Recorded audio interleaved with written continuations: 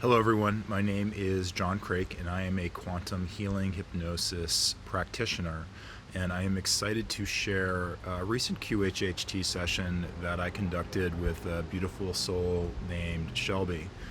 As I mentioned before, one of the really extraordinary things about QHHT is you really have no idea which lifetimes or experiences the subconscious or the higher self are going to bring an individual through for their learning and to best address where they're at their path at any one time.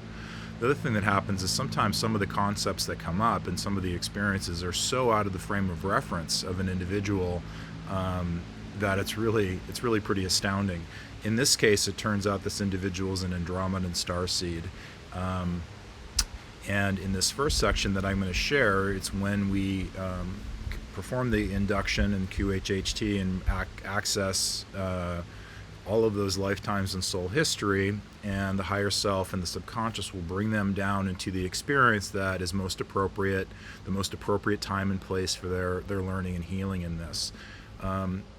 Often, as is often the case in QHHT, sometimes when you first go into that experience or lifetime, it's not super clear what's going on or what the circumstances are. So we have to do some digging. We have to look at the different scenes that come up and explore them as much as possible. In this section, as you will hear, what we do know is that she comes down into a lifetime where she has recently left her family. We're not exactly sure why, but there is kind of an overwhelming sense that she left the family because she had done something wrong. And as we dig some more, we start to really get to the root of what the actual circumstances are and the connection to her Andromedan lineage and its connection to this lifetime. See down there below you, what's the first thing you see? It's a field. A field. Look around and see what you see around you.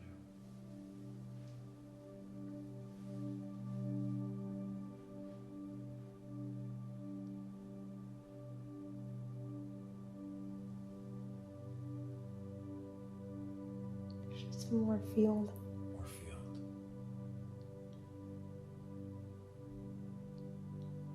Really tall, like flowers. There's flowers in the field. Mm-hmm. Yeah.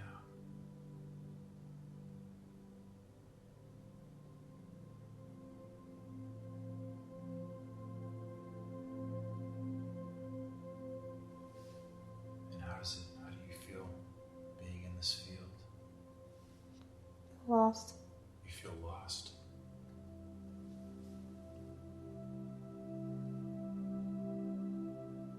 There's nowhere to go. You don't know where to go? Yeah. I see.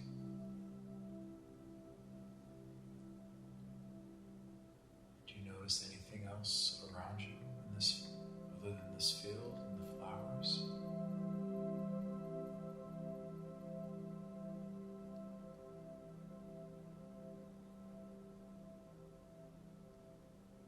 You're doing great. Anything you notice?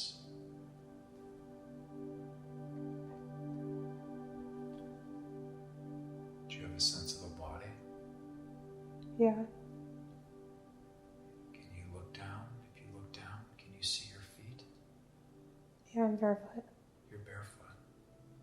What about your legs? Can you see those? No, I'm wearing a dress. You're wearing a dress. What about your torso and your arms? What are those like? It's like a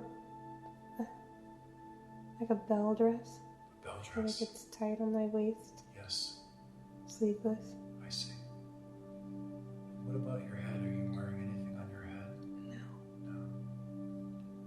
Anything on your body? Any jewelry? No. No. And how does this body feel to you? Does it feel young or old?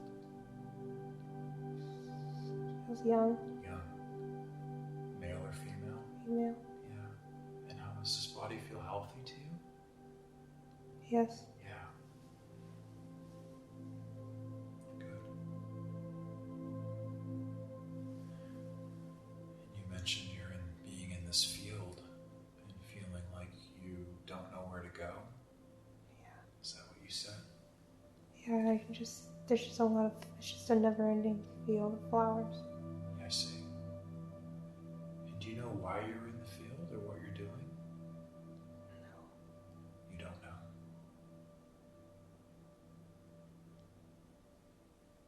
And you said you were alone. You don't have a sense of anyone else around you. I'm totally alone. You're totally alone. It's warm.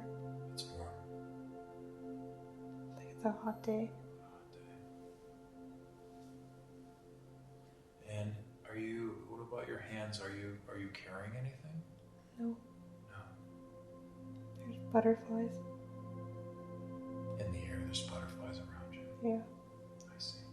White ones. White butterflies.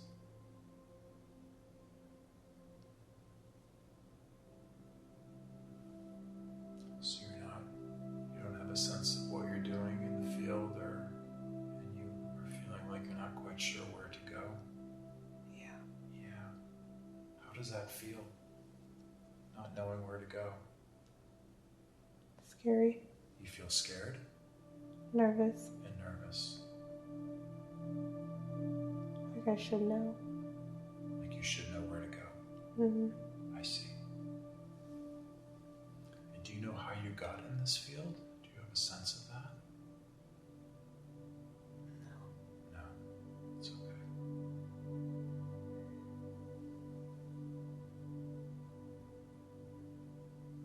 So, this field is obviously not where you live. Can you tell me, do you have a sense of where you live? Of where your home is? Do you have a home?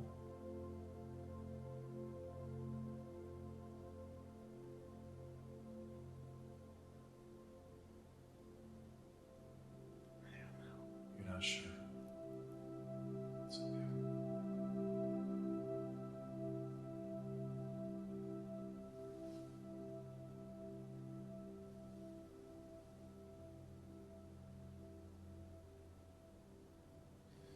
So I'm wondering if we could move ahead in time just a little bit.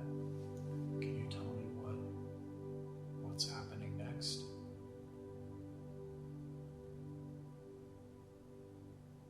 I'm walking in a street. You're walking in a street.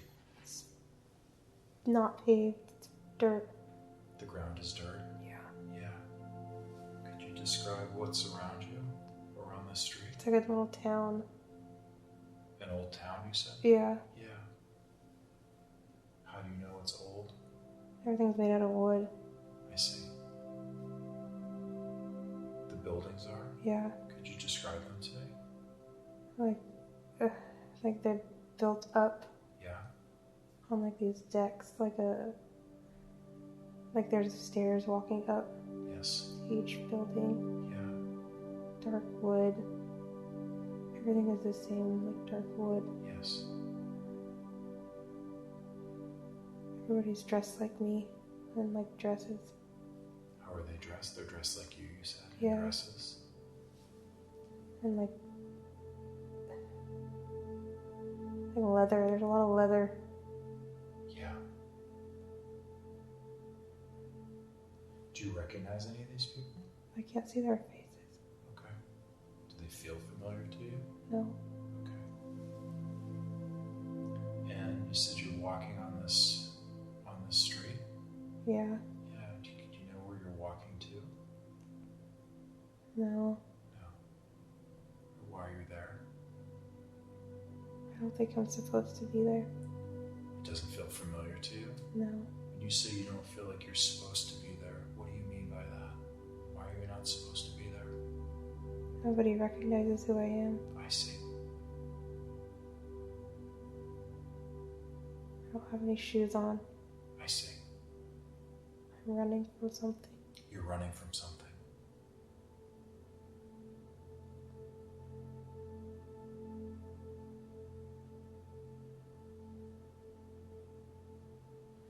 Do you have a sense of what you're running from?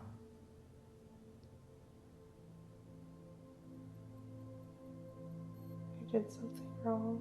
You did something wrong. Or at least I believe I did. That's what it feels like? Yeah. Yeah. Do Do you have any sense of what it is that you did that feels like it was wrong or someone thinks was wrong?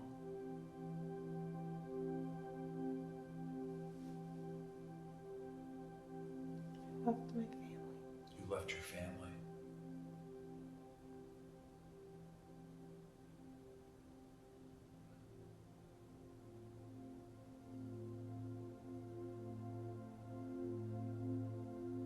And do you have a sense of where you left or where your family was?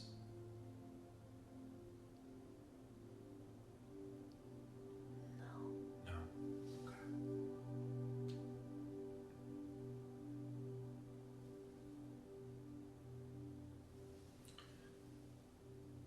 And was leaving the family, is that what you're feeling was wrong? No. No. Or you left because you did something wrong, you feel? Yeah. I see. And you don't have a sense of what that was, what you did wrong that caused you to leave your family?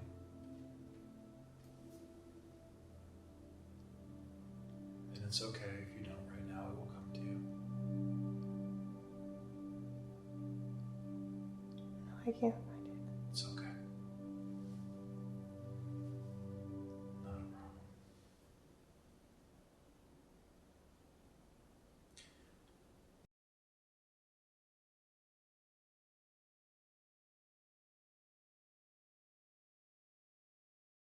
In this next section of the session, we have moved ahead to a significant day in time in this lifetime and experience, a day that her higher self feels is important for her to see. She actually ends up coming down into a battle scene and on a battlefield, and she has some individuals who are around her, and she's witnessing this battle. Now, this is where things start to kind of clarify, but also get a little bit more on the kind of cosmic side, because she has this feeling that people can't physically see her, and yet she is there. And she's disturbed by this battle that she is observing and wants to do something about it. And she talks about how she actually connects with the vibration of the planet and the frequency, and she talks about how she does that to try to influence and end the fighting that is going on. She also speaks about that she's there, but she's not there at the same time, which is a little bit confusing about trying to figure out what exactly is going on. And as this session progresses, we will realize that she actually, in that experience, was not physically there. She was an Andromedan being who was projecting an avatar onto the earth in that particular timeline with good intention, but we'll also find out how that intervention impacted her learning and this current incarnation as well. There's a lot. It's like a battle. I think there's war. There's a war? Mm-hmm. You're seeing this war? This battle? Yes. Could you describe it for me? Where you are? I'm standing in the middle of a field. In the middle of a field? Yeah. Yeah. It's all dirt. It's all dirt. There's just a lot of gunfire. You're hearing gunfire? You're seeing gunfire? Yeah. I Both. See. And where are you in relation to where this battle is happening? I'm just standing near, like, at the edge. I see. And are you alone? Yeah, I'm alone, but there's people around. I see. And how are you feeling watching this? Frustrated. Frustrated. Is there something in particular that's frustrating you? I don't understand why they're fighting. These groups? Yes. Yeah. And do you recognize these groups that are fighting? No. No. Or what they're fighting about? No. You're not sure? Not sure. Okay. And do you have a sense of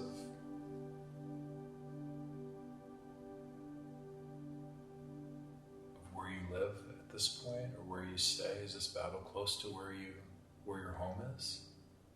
No. No?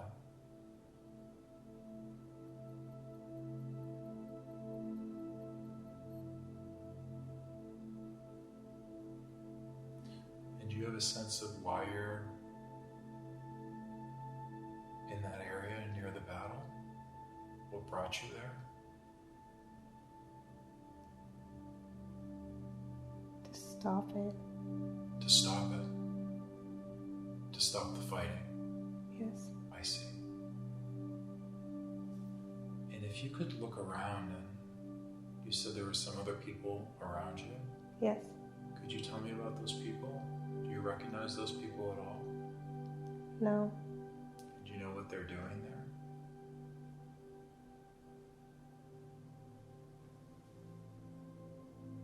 Half of them act like it's not happening. What's that? Half the people are just like going on like it's not happening. They're ignoring the battle? Yeah. I see. And some of the other people? It looks like they're trying to help the wounded. There's wounded? Yeah. Yeah. And what are you doing? You said you came there, you wanted to stop it. Is there anything that you're doing as this battle's going on?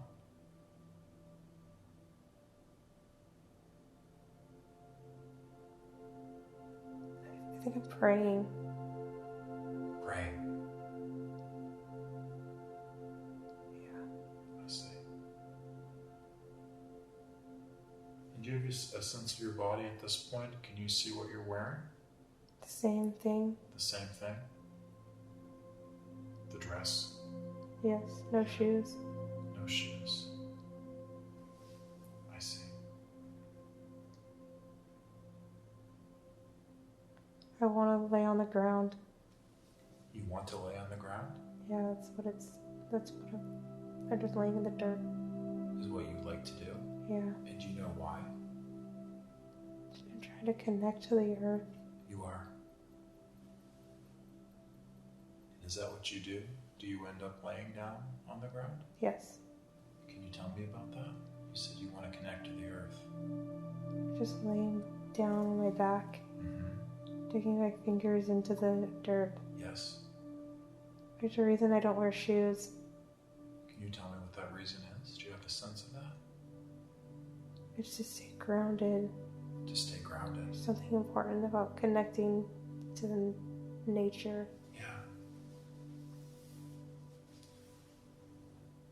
So you connect to nature and to the earth? Yes. How do you do that? Can you tell me? Or what does that feel like? Feels heavy. Heavy. My body is heavy.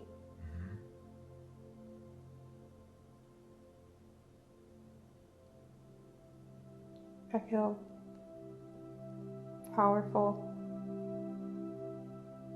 Like I can move the earth. You can move the earth? Yes. Yeah. And is this something you've always been able to do? Yes. Did someone teach you, or you just knew how to do it? Yeah. Yeah.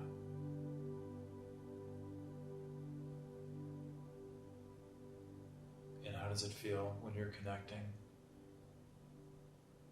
Fluid. Fluid. Warm.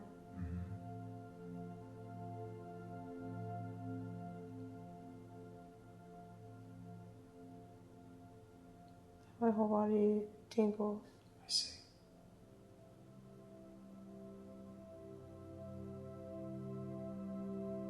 I stop them from fighting. You stop them from fighting. Is that what you said?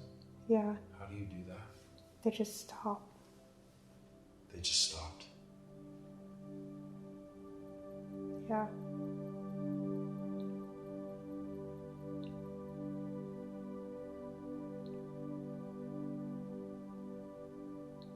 The frequency in the earth. I can feel it. You can feel the frequency in the earth when you're connected to it? Yeah. Yeah. Can you tell me about that? It's like a vibration that stimulates everything. It makes the grass grow. Yes. It's stops the rotation of the Earth if I wanted it to. I see.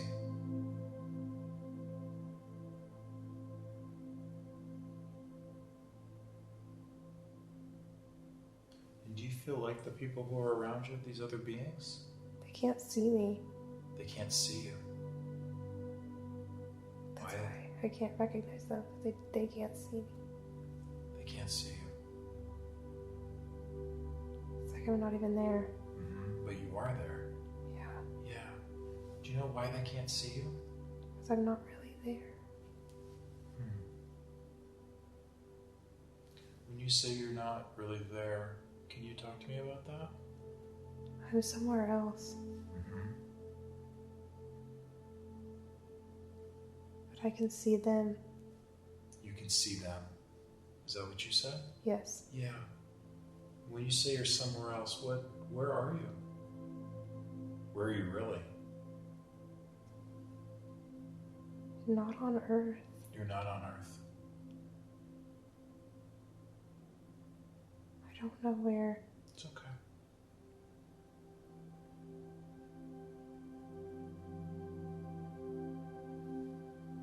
But I went there to help. You went there to help. Yeah. Yeah. You went to Earth to help. Yes. Yes. And when you said you're not really there, so your body, you mean, is not really there? Yes. Yeah. But your consciousness is there. Yes. And you're able to project your consciousness? Yes. Yeah. Can you tell me how you do that?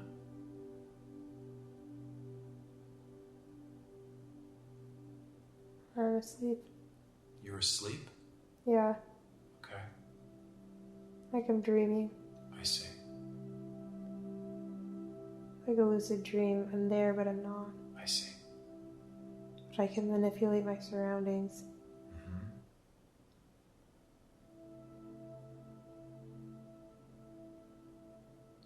I can touch people like a ghost. I see. I can manipulate their frequency. You can? Yes. Yeah. That's why the fighting stopped. I can manipulate Earth as a whole. You have that ability to interact with frequency? Yes. Yes.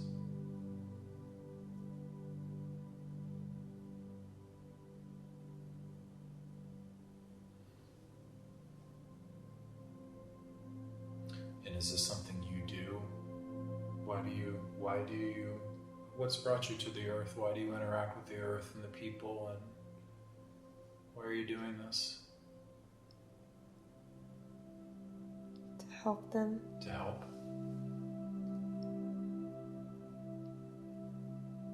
To help them To help. see they're young. The beings on the Earth are young? Yes. The humans are young? Yes. Yeah, from your perspective, they're young? Yes. I see. A new species. A new species. I see. They don't know how to coexist. I see. They've started to form opinions. And it's causing problems. These opinions are causing problems? Yes. Yeah, when you say opinions, what do you mean by that? How they should exist. And they're fighting for power. They are. I see.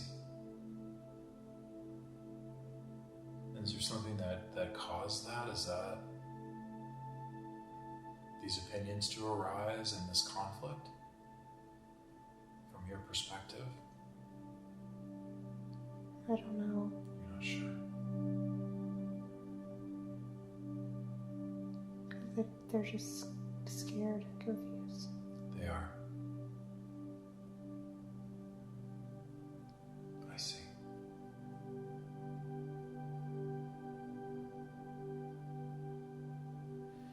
And do you have a sense of you said you felt like it felt like lucid dreaming, where you were able to project your consciousness and work with the energy and the earth. Yes. Yeah. And do you have a sense where your consciousness really resides? Where home is for you? Do you have a home of some sort?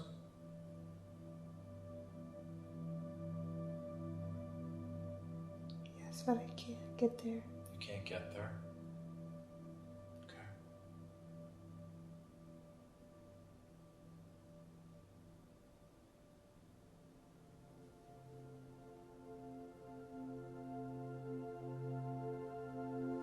Good. Now I'd like you to leave.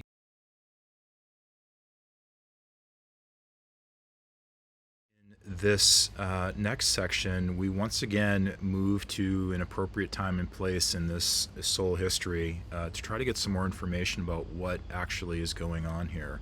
And this is quite a leap that happens, and it's really pretty extraordinary when this occurs in the sessions. We've actually moved forward in time to a different incarnation, and this is actually the true Andromedan incarnation we found out. And she coalesces into this gigantic underwater chamber, and it's a council chamber, and this talks about that a council is actually meeting to talk about her intervention with the Earth and the Earth's timeline. Now what we find out is that this council is not very happy with the fact that she, even though she has the ability and has the ability to literally change the frequency on a planet and a civilization, about some of the rules about non-intervention in doing that. And in this council meeting, they're reviewing this intervention that she performed, and also trying to decide about what to do with that. As we move forward, what we find out at the conclusion of this section is that what they've decided to do is actually send her into an Earth lifetime to learn the lesson of non-intervention. So, which is really kind of a phenomenal thing. And in the section after that we go into, we're going to see kind of what that lifetime looked like and what she learned from it.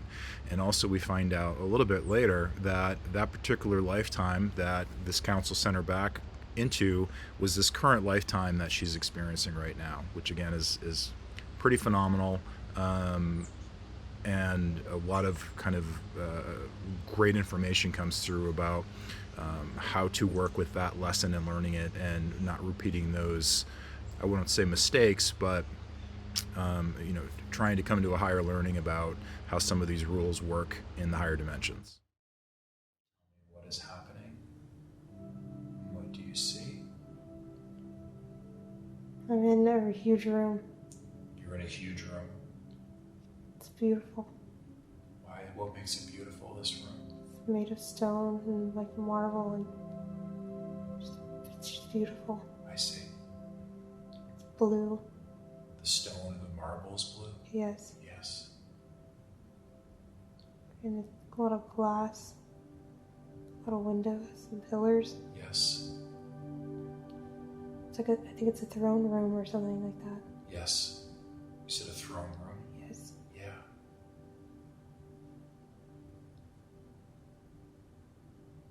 And are you familiar with this room? Yes. This throne room? Yes. Yeah. There's a long table with a lot of chairs. Yes. Everything is blue. Blue. Like a teal, like a deep teal blue. Yes. I think I'm underwater. I see. And I'm not in water. Like, this building's underwater. The building is underwater. Yeah, and I can see outside. You can see through the windows you mentioned? Yeah, and it's water. Yeah. Can you describe that for me? It just looks like ocean, like a lot of water, and there's like fish swimming, and there's seaweed. Yeah. But everything is just blue. Like everything is so blue. You mentioned the table and the chairs in this throne room. Yes. Are there any other? There's stairs up to these chairs at the top. Yes. Looks like there's like some big thrones, and then there's stairs and the big table, like a council would sit at. Yes. And do you know what you're doing in this throne room? I'm leading. You're leading them. Is that what you said? Yes. Yeah. But there's nobody there. It's just you alone in the throne room? Yes. Yeah. And is there any particular area of the throne room that you're drawn to, that you feel drawn to? The table. I want to sit at the table. Yeah. You want to do that now? Yes. Okay. And what happens next? The people are coming, they're sitting. Can you describe these people, or do you recognize them?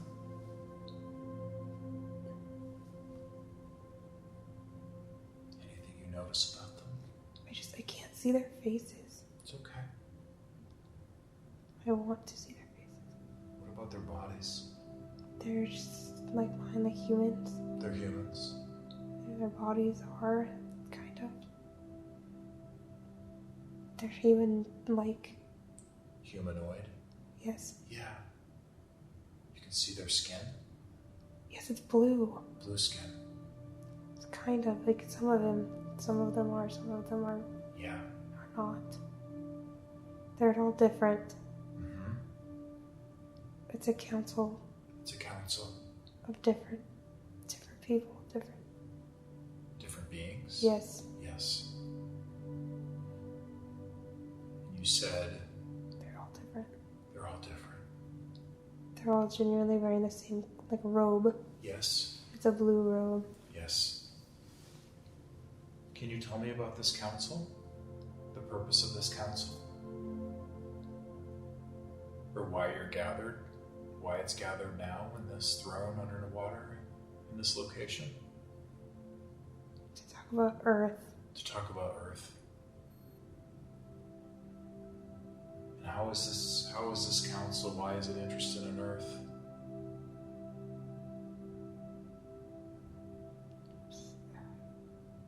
You're doing great, whatever you notice.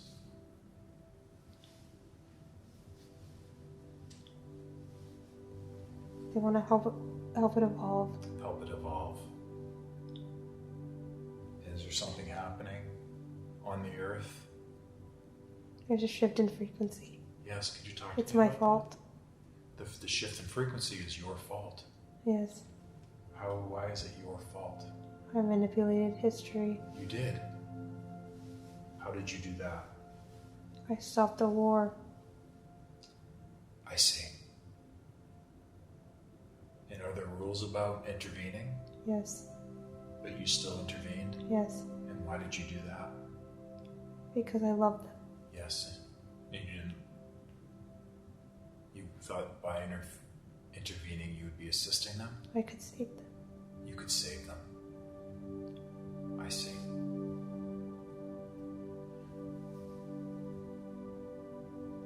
And that's what's being discussed by this council? Yes. The events that have happened because you intervened. Yes. Could you tell me about that discussion?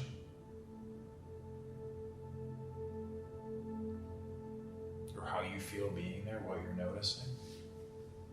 Hostility. The council feels hostile to you? Yes. Towards you? Yes. Yes. And how do you feel about that? I don't care. You don't care. I did the right thing. You feel you did the right thing? Yes. Yes.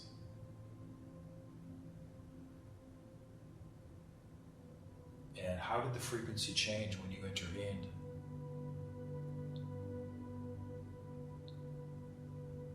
They started to work together. They did. Raise their vibration. I see.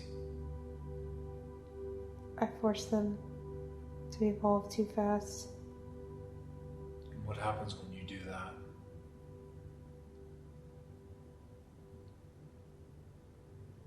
When a species evolves too quickly? I don't know yet. You're not sure. But these other members of the council, They seem to know. what happens? Yes. I see. And are they sharing that with you? No. I see. And do you have a sense of what this council is it trying to just it's unhappy that you intervened, some of the members? Yes. Yeah. And is there a purpose are they trying to decide on what to do next? Yes. And could you talk to me about that? What is there a consensus on what this council would like to do? They want to go back in time. Go back in time. And they have that ability? Yeah. Could you talk to me about that? Only some of them. Some of them. I see. That's what I did. You went back in time? Yes. Yes. How did you do that? I just did. Yeah, you know how to move through time. Yes. I see. And how did you know, could I ask you how you chose that particular point in time to move to? Why you chose that particular battle?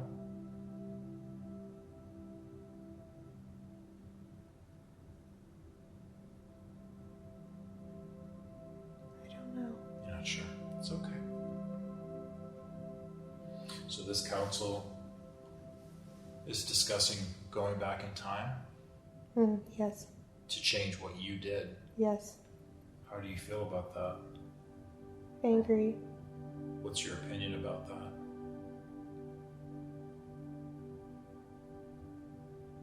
It's just going to slow the evolution of Earth. I see. They want that. They want the evolution slowed? Yes. Why is that? I don't know. And this council, does it feel, when I use the term benevolent? Do they seem benevolent, these beings? No. They seem just impartial. Impartial. They're all from somewhere else. I see. Different places. And may I ask why this council gets to decide about events on Earth?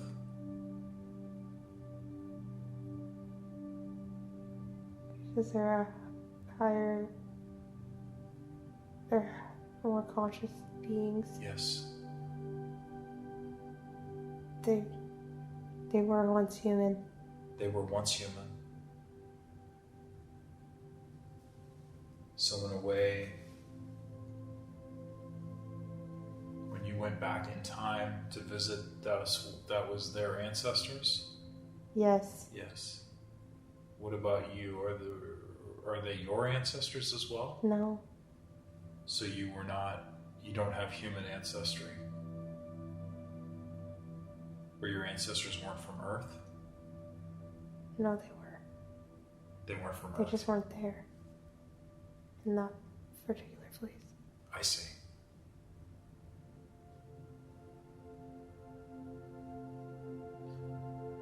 But do you have human ancestors? Yes. I see.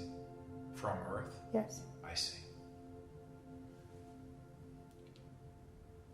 And all of these beings and council members, you said they're from different races? Yes. Yeah, from the way you perceive it? Yeah.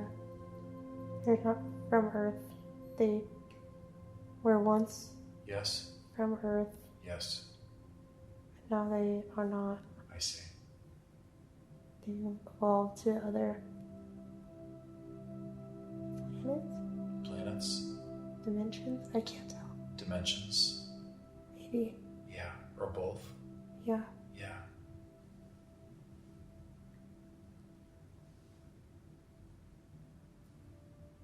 So, may I ask what happens if they go back in time and change things again?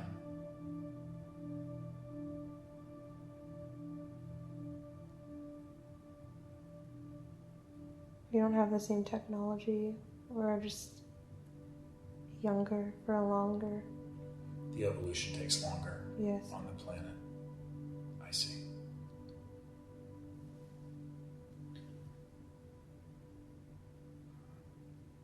And if we move ahead a little bit, can you tell me what decision the council makes?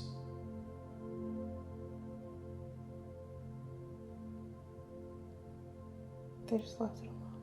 They left it alone. They decided not to intervene. Yes. I see.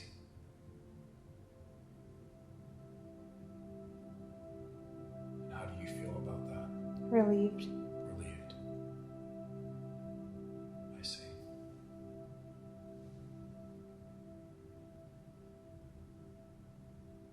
And when you mentioned that you know how to move through time, mentioned technology. Do you do that through technology? No. You do it through consciousness? Yes. Yes. And that's something you're able to do now? Yes. I see. And can you tell me at all about this planet that you're on? Do you have a sense of, you said this throne room, this giant room is underwater. Is it, do you live on a planet? I think it's Earth. You think it's Earth? Yes. In the future? Yes. I see.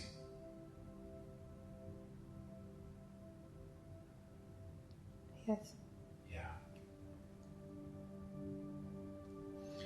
And your body, this body that you're in, does it seem much different than? No. No. It's the same. The same. I see. Now I wonder if you can leave that scene in the throne room and let's move to another important day, a day that you consider to be important when something is happening, and we have now moved to another important day. Can you tell me what is happening and what you see?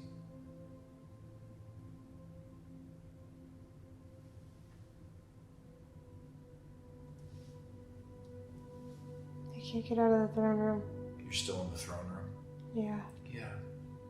Is there more you want to tell me about the throne room? Is there something different happening now? I'm being taken away. You're being taken away. Yes.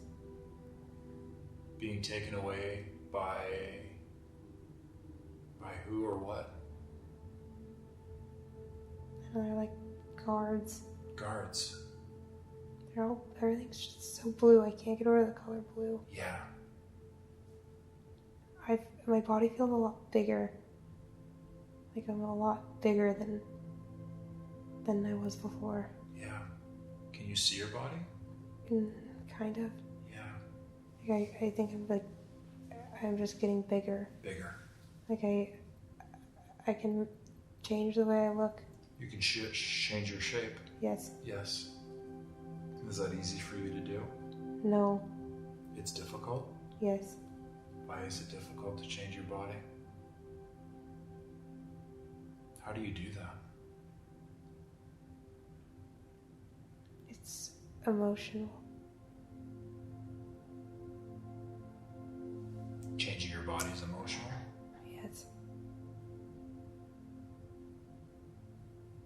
You use the energy of emotion to change your Yes. body? I see. And does that take a lot of energy? Yes. I see. And you said your body's much larger now.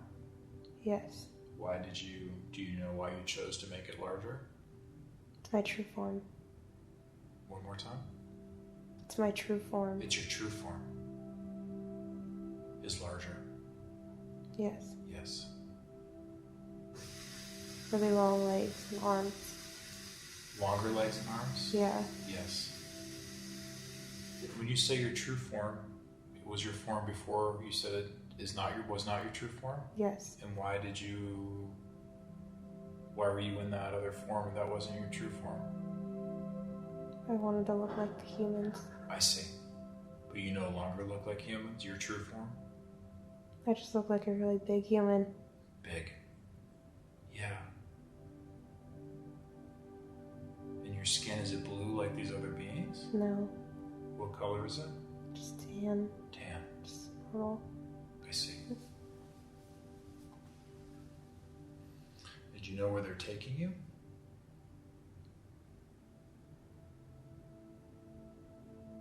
No. You're not sure. It's just to push me outside. They pushed you outside of the room? Yeah. I see. And is there a reason they're doing that? Why would they push you outside of the room? They don't want me to know what they're talking about. I see.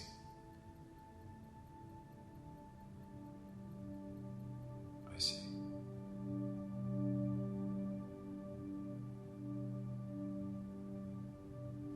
And how are you feeling about that? Angry. Angry.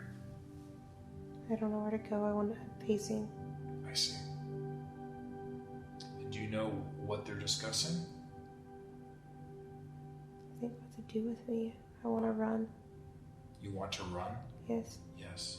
I'm in danger. You're in danger from who's ever in the throne room now? Yes. Yeah.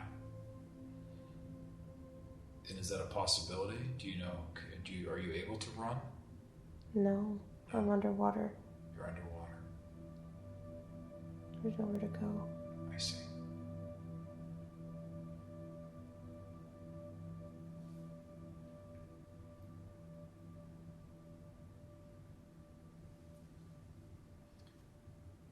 And if you move ahead a little bit, what happens next?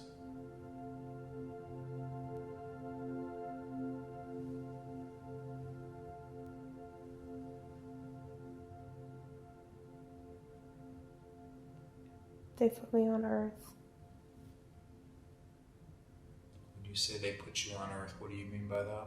I'm forced to be here. You're forced to be on Earth. Yes. It was my punishment. When you said they put you on Earth, how did they put you there? I don't know. I just blinked. They blinked. I see. And back into the field. You're back in the field. I see.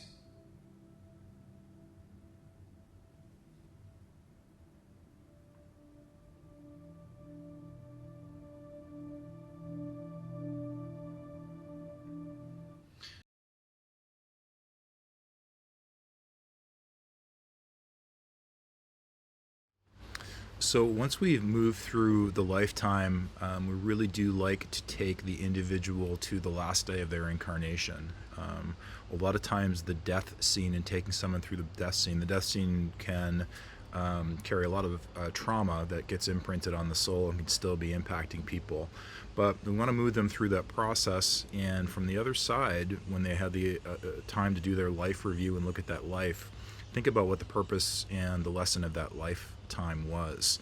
So that's what we're going to be listening to in this next section, when she's actually looking back on that that current lifetime where she did have the intervention and how that played out and what the lesson about that was. And one of the things that she reveals that she learned is, even though she wanted to help, that the humans, for lack of a better term, who we found out in the last section are the ancestors of these Andromedans, who are members of the council, and she herself, didn't want the intervention. They did not want to be helped, that it was kind of onerous for them, for kind of a higher vibrational frequency being to come in and mess with that timeline.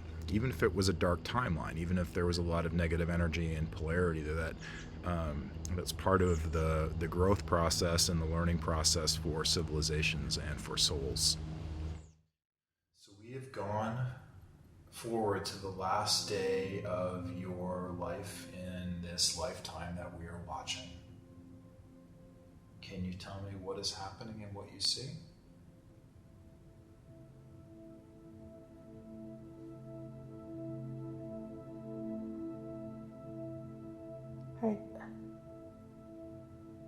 I was pushed into the lake. You were pushed into a lake? Yes. Yeah. Who pushed you into the lake? The people, the town. I don't know. You're not sure.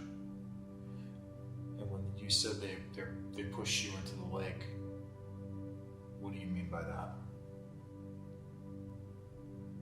They killed me. They killed you. Did you not know how to swim? My hands are tied. Your hands are tied. My feet are tied. I see. So you'll not have any physical sensations, and you'll experience no discomfort. You can just talk about it and observe and share with me. I just fell. And then it's dark. It's dark. That's it. Yeah. Now, whatever happened has already happened, and you are on the other side of it. from that position, you can look back at the entire incarnation and see it from a different perspective. Every life has a lesson and a purpose. What do you think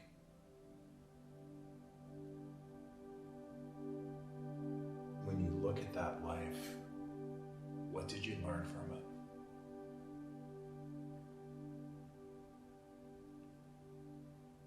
I have to let people learn on their own. You have to let people learn on their own. Yeah. I wanted to help them. Yes. And they cast me out. And they cast you out. They thought I was magic. Yes.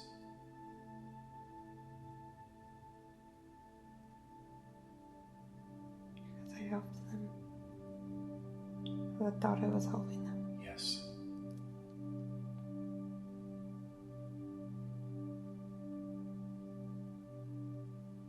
But I couldn't help them. But you didn't help them? Is that what you said? I couldn't. They didn't want my help. Yeah. Was that part of your lesson? Yes. Understanding that some people will not allow help? Yes. I see. They weren't ready. They weren't ready. And what do you think was the purpose of that lifetime?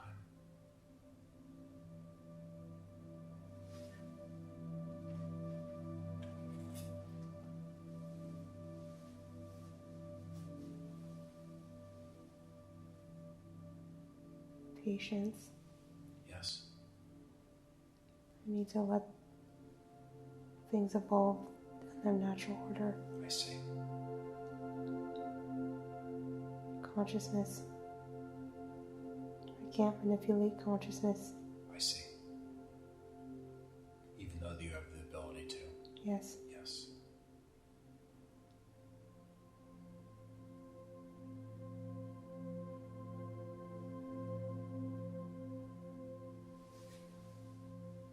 Humans aren't ready. You said humans aren't ready? Yes. I see. They weren't ready at that time you intervened? Yes. I see. And will you have a sense or know when they are? I think so. I think so. Good. Good. Now,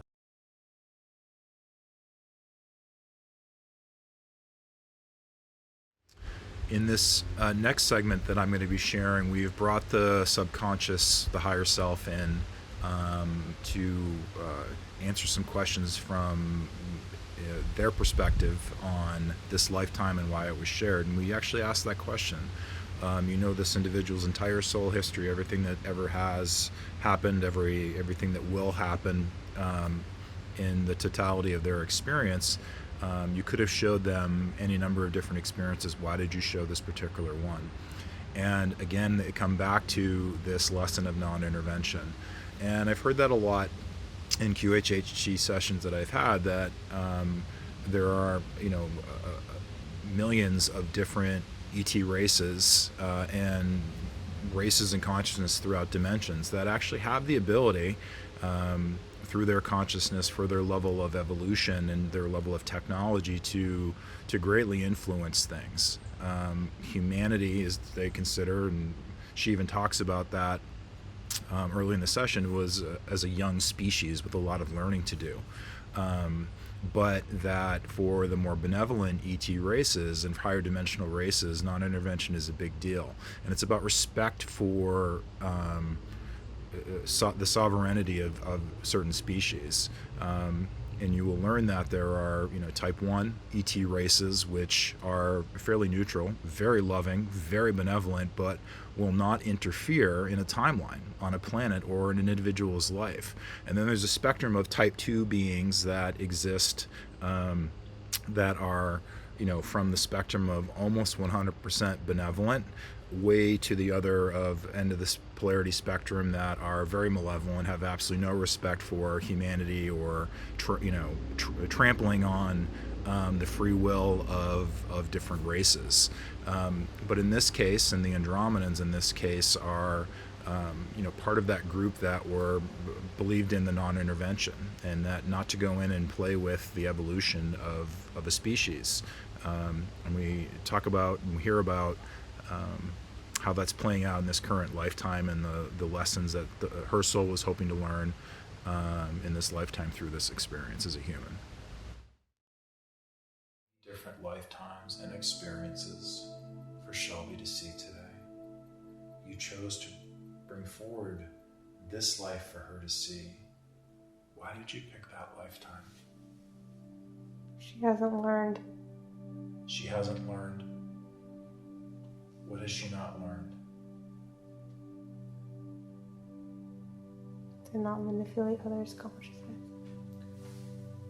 She hasn't learned to not manipulate other consciousness? Yes. I see.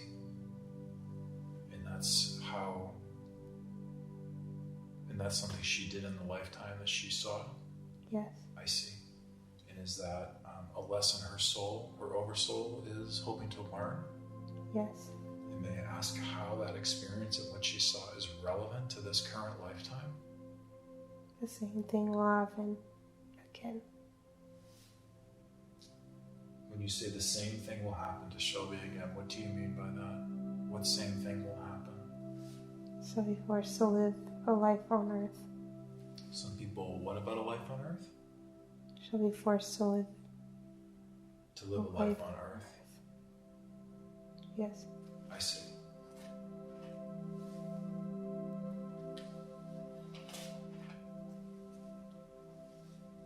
And when you say forced to live a life on Earth, what do you mean by that? As a human. As a human. And is that what she's doing now? Yes. I see. And can you tell me about that process, about coming to live a life on Earth?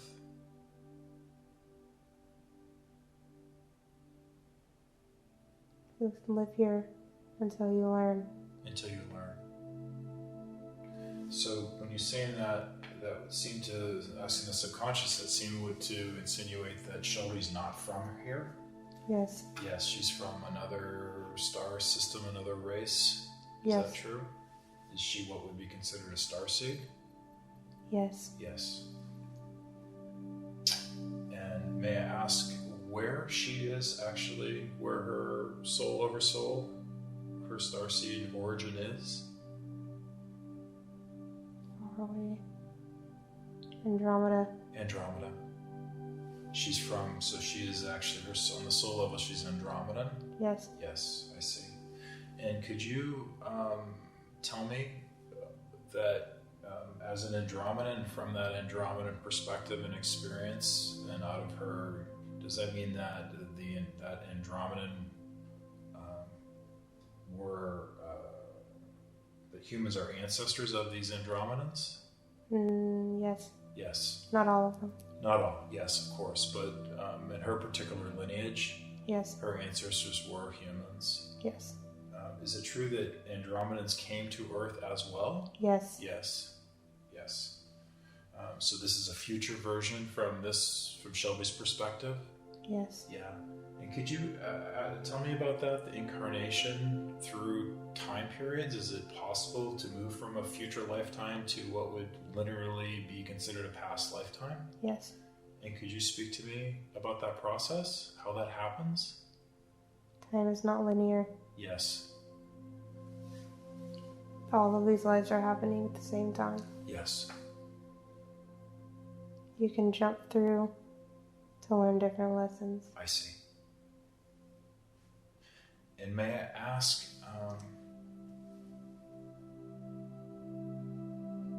what is the purpose, the intention, the mission of this lifetime for Shelby as a human?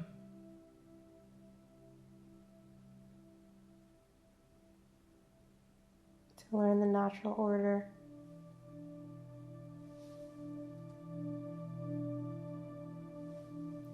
The natural order. What do you mean by that? The natural order? What is the natural order? Every planet evolves at its own pace. Yes. Earth is not. Earth is taking a long time.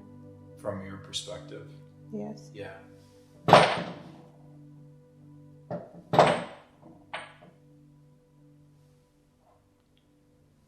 And is that why Shelby intervened?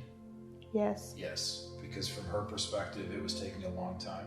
Yes. And can you tell me who she mentioned this council? Will you speak to us at the council, please? Yes. What was this council that made this decision? Is that the council that made the decision to put her into this human lifetime? Yes. Could you tell me who is this council? It's a confederation. Yes, a confederation of whom, please? Different galaxies. Yes. We come together to decide each planetary evolution Yeah.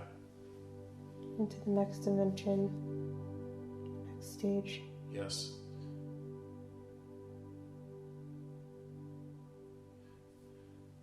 And they work with the Earth currently?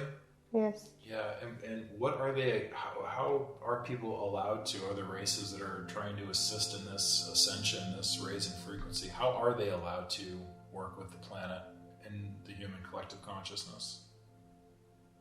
They're not. They're not allowed to intervene. No. They're not allowed from your perspective to support it in any way? No. They support, they can't intervene. I see. If the humans ask for help, they can help. I see. And is what did Shelby intervene without permission? Yes. I see.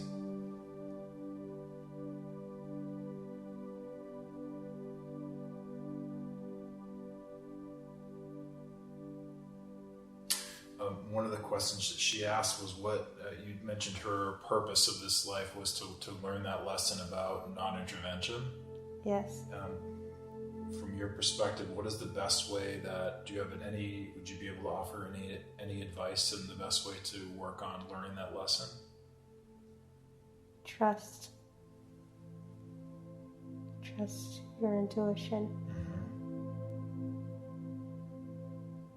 The path is the path. The path. Could you speak about the path and the benefits of her following her intuition?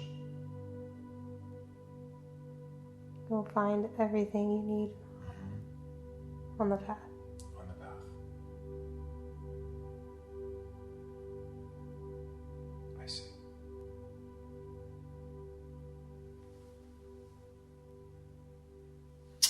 And is this a common thing that I don't believe from your level of consciousness or the council they would look at things as punishment? Is that true? No. So this was more an opportunity for learning. Yes. Yes. And this was coordinated with Shelby's higher self and Oversoul? Yes. Yes. And could you talk about that process, how a decision like that is made or co-created?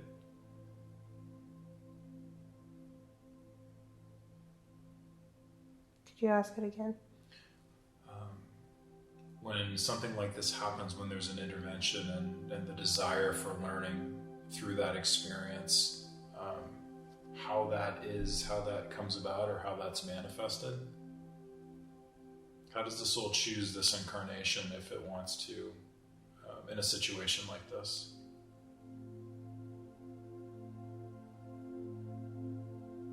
It connects to soul frequency. Yes. Through time. To this timeline? Yes. Yes.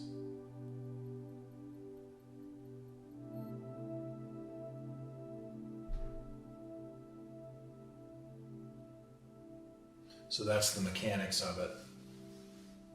How the soul enters and chooses this incarnation in this timeline? Yes. Yes.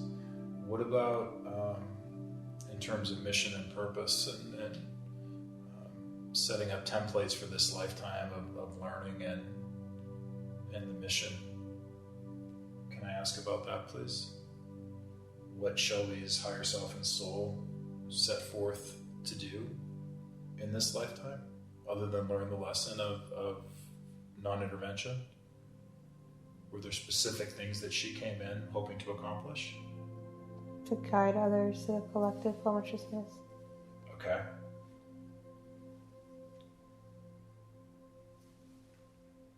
Waiting for others to come to her for help. And to guide them. Yeah.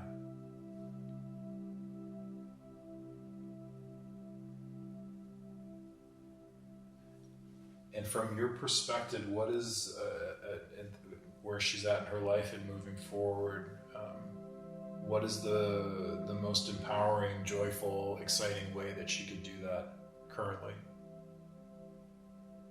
Share her message. Share her message. And do you see particular vehicles of how she's doing that through her focus, her passion, her career and work? Yes. And is that connected to what she's doing right now? Yes. Yeah. Shelby mentioned that the feelings of not dissatisfaction, but maybe feeling like she had accomplished what she set to accomplish, or she felt a little antsy about moving on to something new. Is that a way that her higher self communicates with her about shifting and changes? Yes. Could you speak to that, please? Why she experiences those energies and what they mean? It's a preparation. A preparation. She feels anxious. Yes. And scared. And scared. Much worse than the actual event. Of what's to come. Yes. So those feelings are actually an anticipation in some sense? Yes. I see. Is she actually tapping into an energy, or is that out of fear? It's tapping into energy. I see. So she's intuitively picking up on the future. Yes. Probabilities. Yes. I see. Do you have a suggestion on the best way that she can work with those energies when she's feeling that? To tap in. To tap into what specifically? The universal frequency. Yes. Could you speak about that? The universal frequency, what do you mean by that? What is the universal frequency? Frequency of life. Yes. The anxiety is from disconnection. The anxiety is from disconnection from the universal frequency in life? Yes. Could you speak to that, please? That seems significant.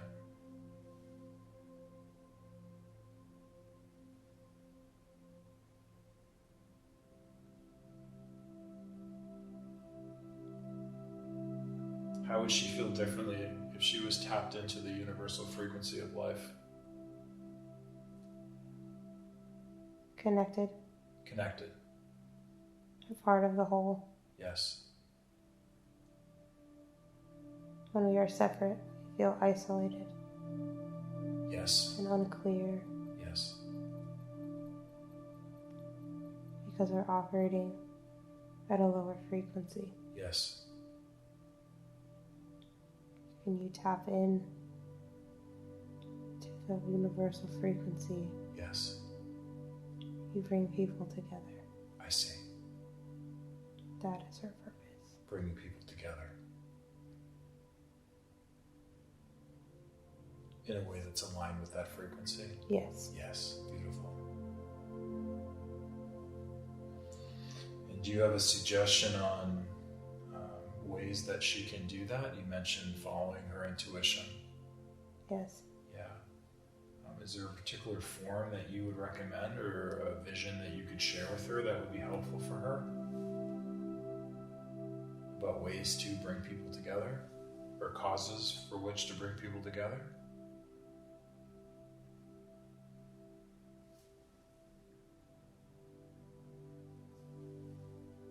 Just share her frequency. To share the frequency, this universal life force frequency. Yes. Yeah.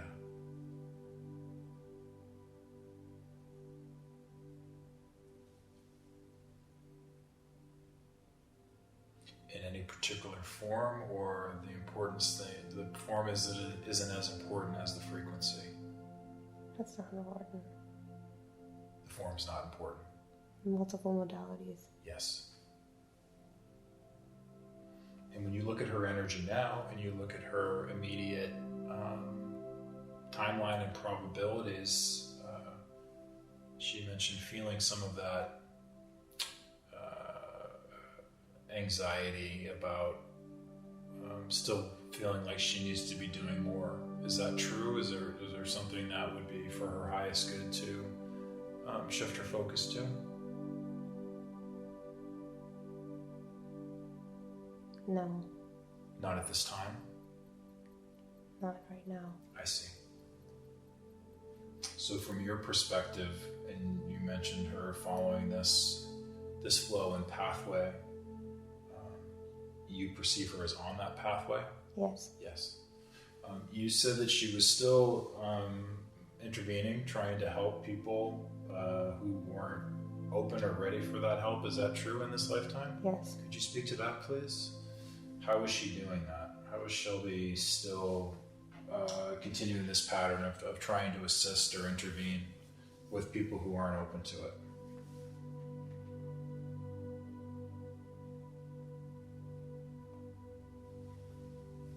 She needs to tap in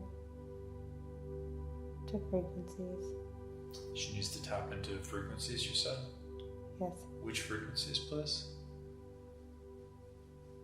The ones that align That align? with Yes. hers. I see. Could you speak to that, please? Is she interacting with frequencies that aren't necessarily aligned with her? She wants to help them. Yes. But they don't want that help. I see. On a soul level or a personality level, they don't want that help? Yes. Yes. Even though they might ask for it. I see. Is it that they don't want the help, or they're not open to the help? Or ready for it? Both. I see. So, what message could you give a message that would assist Shelby with understanding this, with being able to discern times when her frequency, her insight, and her wisdom would be embraced and used as a tool for growth, and times when that energy is either not welcome or would not be accepted?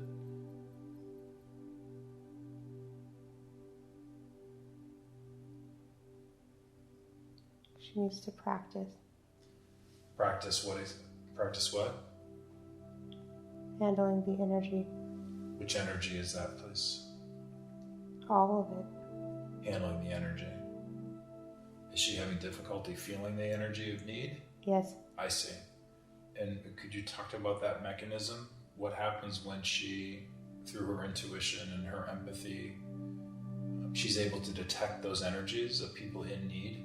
Yes. Yeah.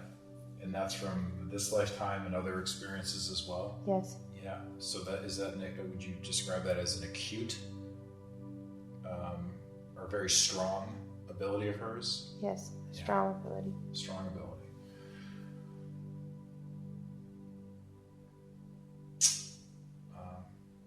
And how would you, again, how can she best use her discernment on ways to best use that ability? Exercising, using her body. Her body, could you speak to that, please? How would she use her body? As a channel. As a channel of what?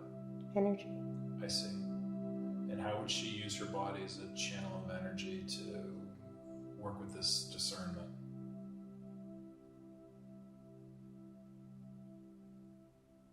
Focus on the boundary. The individual's boundary? Yes. Yeah, how would she do that? How would she experience a boundary of an individual through the energy this way? It's a feeling.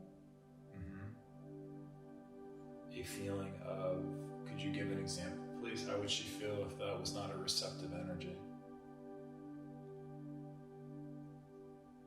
You'll feel it in your heart. I see. Pressure. Pressure. Feeling in your stomach. Yeah. And could you share with Shelby the opposite as well? What kind of energy would she feel if it was a receptive soul and energy for her assistance? Warmth. Warmth.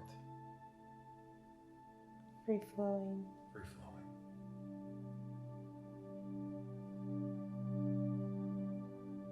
From your heart. You will see it. Through the heart. Yes. Yeah. And may I ask, how well is she able to discern these energies currently? Not well. Not well. Is this something, asking the subconscious and Shelby's Oversoul, is this something you can assist her with? Yes. This discernment? Yes. Yeah. Is that something that you, we can request that you start doing now, please? Yes. Yeah.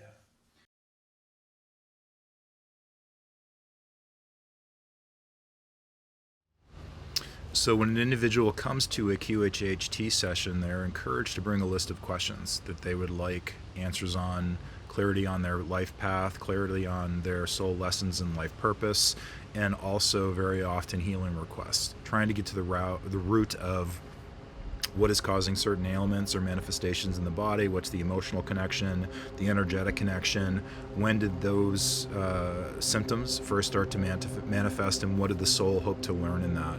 So in this section, we are starting to go through some of the questions that she brought to the session to have answers. And one of the things we talk about is the concept of lifetimes. And from their perspective, all lifetimes, there's really no time. All lifetimes are happening concurrently and at the same time. We also talk about her active contact with the Andromedans, and some issues with headaches that she's had throughout her life, and the reason her soul manifested that and what the learning was around that manifestation. I'd like to know how many lifetimes that she has had in her soul history. Many. Many. She also asked about the age of her soul, how old her soul is. Hundreds of years old. Yes.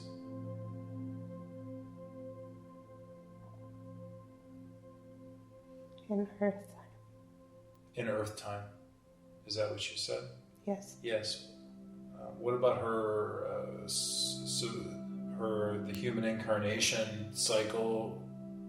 You're talking the soul's incarnation as a human? Yes. Yeah. What about as an Andromedan or other incarnations that she's had?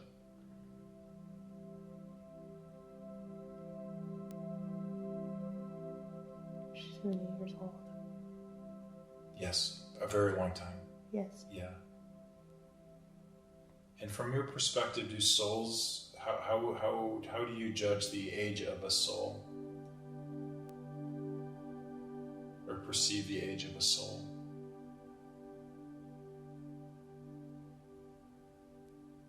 How many incarnations they have had? Yes. Should they choose to have? Choose to have, yes. How much they have learned? Knowledge. Yes. Yes. And the term old soul that's used on Earth is from that definition as a reflection of knowledge? Yes. Yes. And not necessarily linear time spent? Yes. As a human? Yes. I see. This is a general question, but asking the subconscious what is, I think you mentioned this before, but what is Shelby supposed to learn from this lifetime?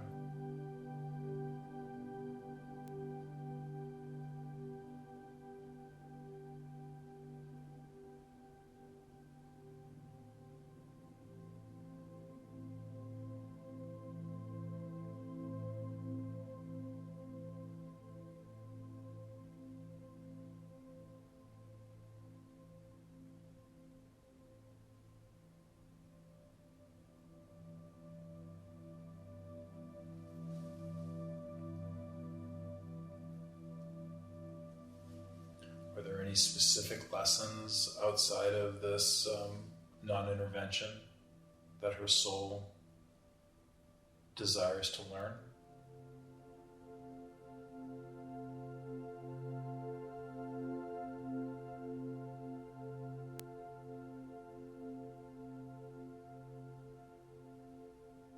I don't know. Okay.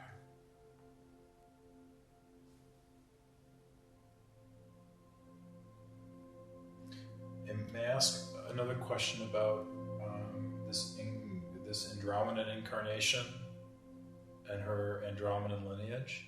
Yes. Yes. My experience with starseeds is usually they're still very connected to those races that they've incarnated from. Yes. Is that true? Yes. And could you speak at all? Is there anything that you'd like to share about how Shelby remains connected to the Andromedan energy? She is a channel. She's a channel? Yes. A channel of Andromedan energy? Or a channel in general? Both. Yes. And could you speak to me about how her channel works?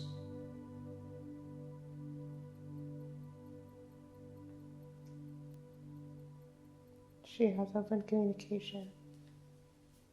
Yeah. With her Andromedan star family? Yes. Yes. And any others that she works with closely? No. No. So does she work predominantly with Andromedan energy? Yes. Yes. And could you speak to, is this something that she's consciously aware of? No. She's not been consciously aware of this connection? No. I see. Is there anything you'd like to tell her about bringing this to her conscious awareness of working with this Andromedan energies? To trust it. To trust. Yeah. And may I ask how her Andromedan, you understand the term dimensions? Yes. Yes. What dimension? Is there a specific dimension that this Andromedan, level of Andromedan consciousness that she's working with? Yes. Could you tell me which dimension that is? Sixth. Sixth. I see. And are there any particular beings who are working with her, or is this a group consciousness? Yes. Group consciousness. It's a group consciousness. I see. And is it the desire of Shelby's higher self and her soul, her higher fractal consciousness, to work more closely and become more conscious of this connection to Andromeda? Yes. Yes. And could you share how, or you have any advice for how she can open this channel more, become more conscious of this channel? She's doing so now. She's doing so now. Making those connections now. Yes. Yes. When you look at her energy body and her consciousness, are there anything that could be, do you see anything that is kind of blocking that channel, or that could be optimized to improve that, working with that channel? Practice. Practice. Practice working with that channel? Yes. And how would she do that? Meditation. Meditation. And is there a particular meditation or focus during the meditation that you'd recommend to connect with these, her Andromedan star family? Yes. And what would you recommend would be a powerful way for her to connect through meditation? To open your centers. The energy centers? Yes. Yes. Is there any particular energy center that you'd recommend that she focus on more than another? Higher. The higher. Yes. I see.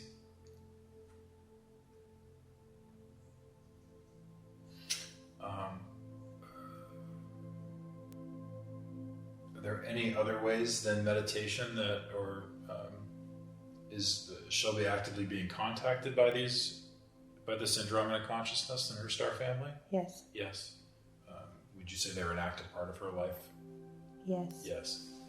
Is this through dream state lucid experiences? Yes. Is she remembering these experiences currently? No. Is there a way to, or would it be for her highest good to bring those experiences more into her waking consciousness? Yes. Yes. Is that something that you can assist with now? Is her higher self and soul and personality self ready for that Yes. consciousness? Yes. And could I ask for your assistance in opening those channels for her now? Yes. Yeah. May I ask how you do that? How do you work with those channels in consciousness? Frequency. Frequency. Could you describe that a little bit more, how you work with frequency?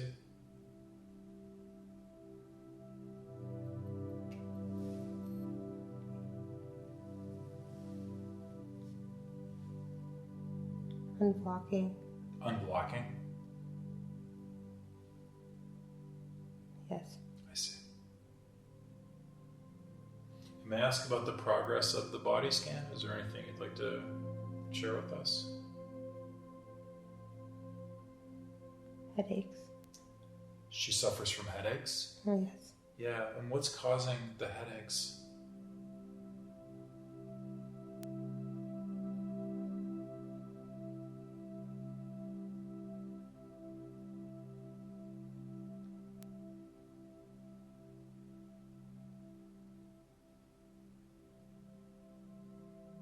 Yeah, sight. Something about her sight? Yes. What about her sight is causing the headaches? Something about her eyesight, you mean? Both. Her sight and what else did you say? Or Her eyesight and her ability to connect. I see. Ability to connect to what specifically? Me. Herself. To connect to herself. Yes. I see. And when did this block start? Or when did she first experience these issues with connecting with self and her eyesight? Was that in this lifetime or other lifetimes? This lifetime. This lifetime. Was there a particular age or event when this started? No. No. This issue about eyesight, is this about not wanting to see something in her environment or reality? No. No. It's another issue with eyesight? Yes. Could you tell us what that is? Is that useful to know?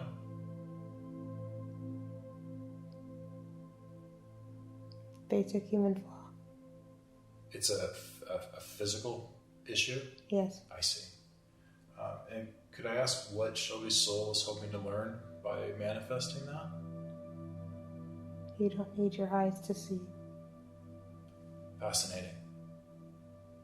This is about using subtle senses and extrasensory senses to see? Yes. I see. And is this something that is this a lesson that her soul has learned? Not yet. It's in the process of learning. Yes. Yes. And may I ask, Shelby's subconscious, is there a way for her to learn this without this manifestation, this physical discomfort? Yes. Yes. So she can still learn this lesson without experiencing headaches or the distortion? Yes. Yes. And is this something these headaches, this distortion, is this something that Shelby's able to let go of now? Yes. Yes. And is that something that you can heal for her? Can you remove these headaches and any physical issues with her eyes? Any issues with her eyesight? Is that something you're able to heal for her? No. And why are you not able to heal that?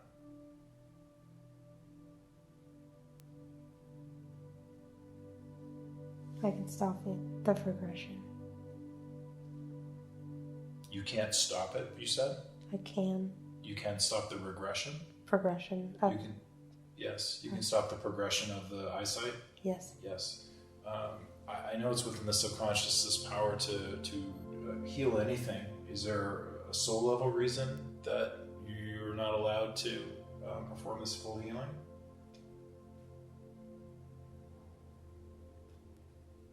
No. You said that there's ways that she can learn this lesson without the issue of the headaches. Is that true? Yes. Are you able to remove the pattern and templates and manifestation of the headaches? Yes. Yes. And would you heal that now, please? Yes. Thank you.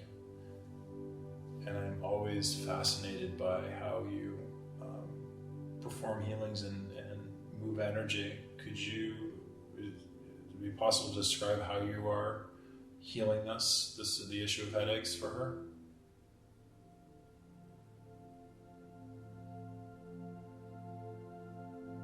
With light.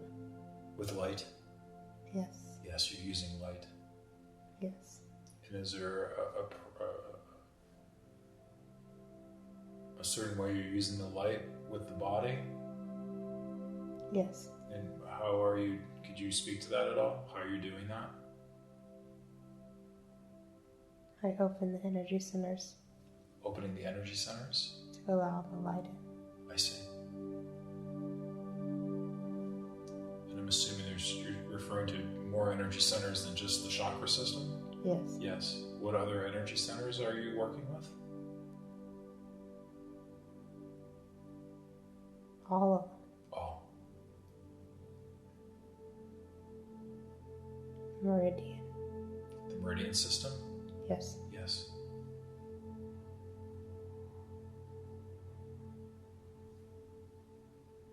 And can Shelby feel this work being done? Yes. Yes.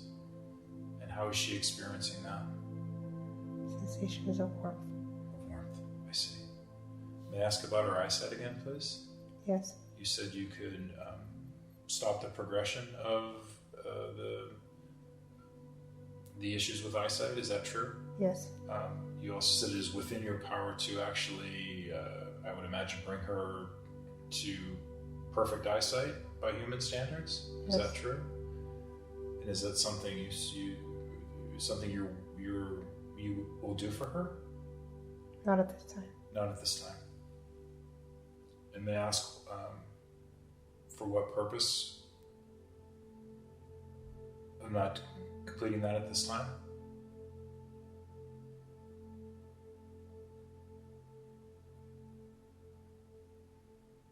No.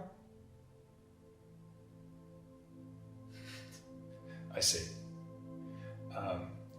Well, may I ask that you optimize her eyesight to the greatest ability that's appropriate right now, and also that you cease the progression of any further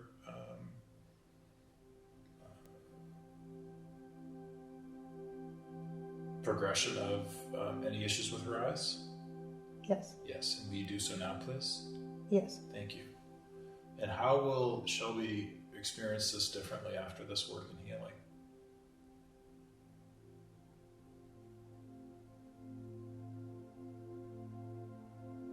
Could you ask that again?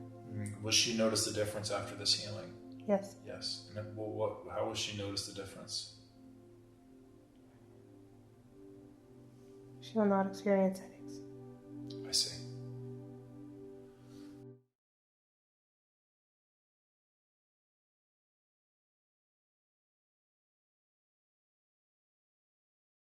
In this final segment, we ask about her innate natural gifts and abilities. And clearly, as we've seen, she is a very multidimensional soul. She is an Andromedan Starseed on the soul level. She has mastery of working with frequency and consciousness, sound and vibration. And the question being, how can she use those natural abilities, one, tap into them better and more clearly, and use them for the highest good and the highest service? And they give some, the subconscious and her higher self gives her some advice on how she can work with these innate, beautiful gifts of working with sound and frequency to help raise consciousness and help individuals grow and heal. I see.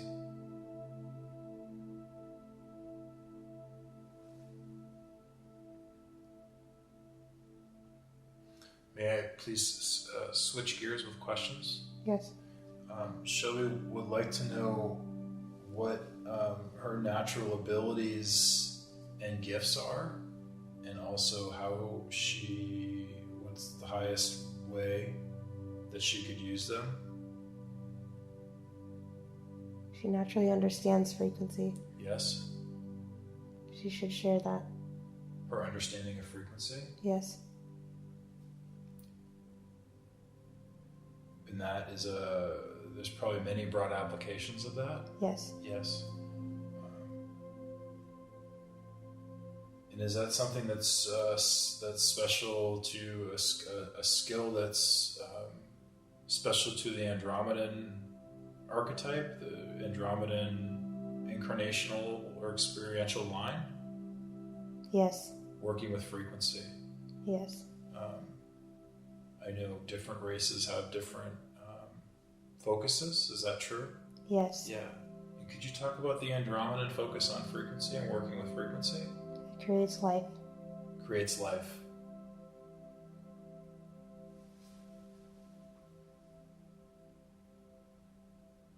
And may I ask about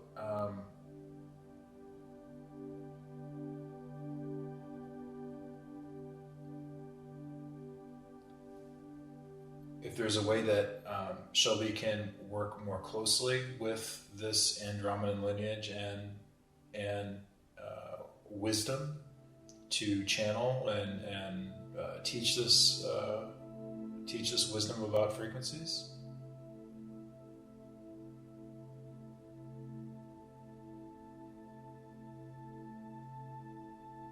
Share the frequency. Share the frequencies. And when you scan her life now in the way that she, through the sound healing work, that seems an obvious way to share a frequency? Yes. Yes. And is there something energetically that you can be working with beyond the bowls or with the bowls or the sound healing to amplify and infuse the Andromedan energy and frequency? Yes. And how can she do that, please? Invite you in. Yes. Yes. And how would she do that?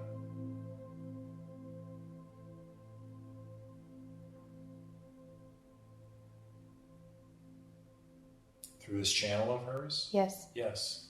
So are you suggesting that when she does this work that she consciously invites in the Andromedan energies? Yes. Yes. And how will this benefit her work? She will share to more. To more. Raise consciousness. Yes.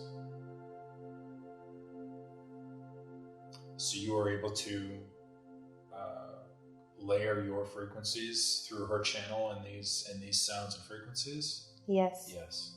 That sounds very powerful. Yes. Yes. And does that work, how does that work on consciousness? How does that impact consciousness? Expands. Expands. Are there any other avenues that you would encourage her to invite in this Andromedan frequency in her life? Yes. Where else would it most benefit her?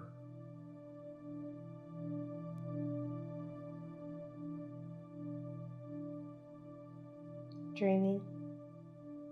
Before she falls asleep? No. While she's dreaming? Yes. Yeah, how would she do that? How would you recommend that she work with this Andromedan energy while dreaming? Choices. Choices.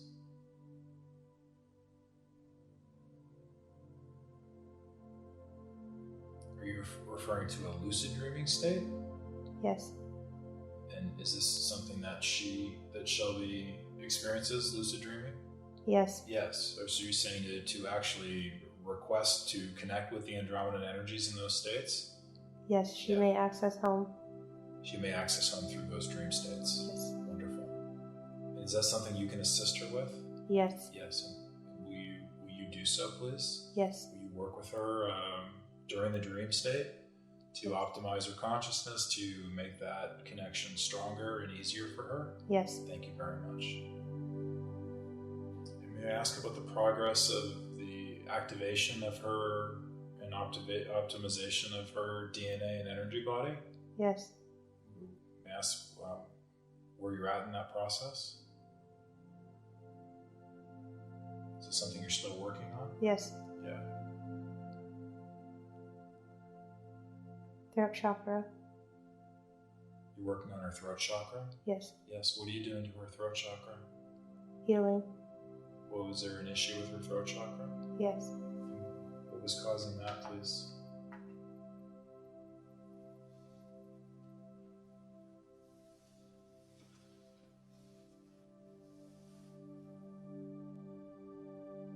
Lack of expression. Expression of anything in particular, or just not fully expressing? Fully. I see. And may I ask how you work with the chakra systems? How are you working with her throat chakra? Frequency. Frequency.